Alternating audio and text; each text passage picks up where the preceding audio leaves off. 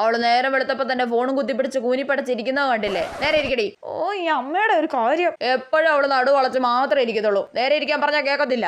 ഞാൻ നേരെ ഇരുന്നു. എന്റെ പൊന്നോ, ഒന്നാക്കുന്നേലോടിക്ക് തീയൊരായിരം വലം വെക്കാം പൊന്ന. ആ തല ഭിത്തിയിൽ ചാരിയിട്ട് ഭിത്തി മൊത്തം അഴുക്കാക്കരുത്, പറഞ്ഞേക്കാം. ഞാൻ ചാരുന്നൊന്നും ഇല്ല. പിന്നെ അവിടെ ഇരിക്കുന്നത് കണ്ടോ? എടി നിന്നോടല്ലേ പറഞ്ഞ ഇങ്ങനെ കൂനിപ്പടിച്ചിരിക്കരുതെന്ന്. നേരെ ഇരിക്കടി.